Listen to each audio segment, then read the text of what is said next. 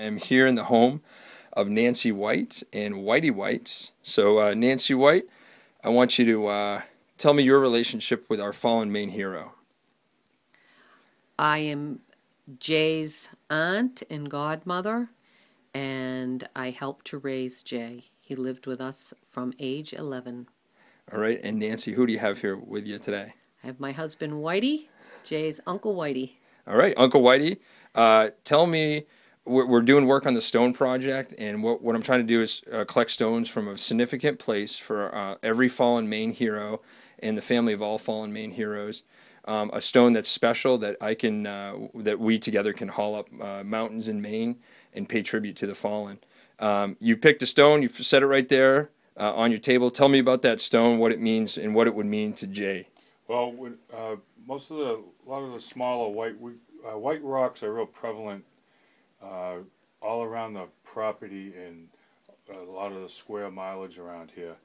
And a lot of times when we'd go out hunting, deer hunting especially, of course the leaves were down by then and everything, but these white rocks were scattered all over the place. You know, you just bump into one. So if one was a decent size that we weren't dragging a deer home, we'd bring home a white rock just about every time we come in from hunting. And we have quite a collection of them, and this is one of them. Yeah, This is one that I do remember that Jay actually carried home with him in his backpack. oh, that's even more, actually, that's even more memorable because we're going to ask someone to carry this stone, which I've noticed, Whitey, you didn't pick exactly the lightest one, so we're gonna thank you for that. But this is even more symbolic since Jay actually carried this one back from the woods too. That's correct. Yep. Tell us about his character. Well, Jay was a honorable young man. He loved his family. He loved his friends. He was generous to a fault. He would literally take the shirt off his back and give it to people, which I saw him do more than once. And he loved his country, and he especially had a great love for the flag.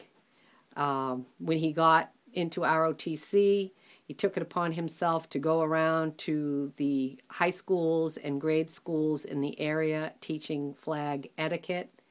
He just was a shining star. He was full of energy and enthusiasm for everything that he got endeavored to do. You told me a story about how when he set his mind to something, it was hard for him to let it go. Yeah, Jay was the kind of guy, he would never quit anything. If he started something, he finished it to the end. If it was a team that he joined, and even if it wasn't something that he loved, he would never quit. He would say, I'm not a quitter. I can do this. If I set my mind to it, I can do anything that I want as long as I set my mind to it.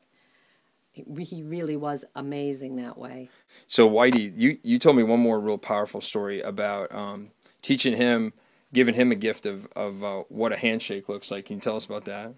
Yeah, when he first came to live with us, I just, kind of wanted to just teach Jay maybe some, I don't know about teach him, but just to kind of show him what might help him get through life a little more impressive wise if when you go to meet people. And so when he was real young, I told him about a handshake, and I told him that a handshake means a lot when you make a commitment to somebody and you give them a handshake, or when you go to greet another person, whether it's a male or female, is to look at them in the eyes, grab onto their hand and give them a really nice strong handshake.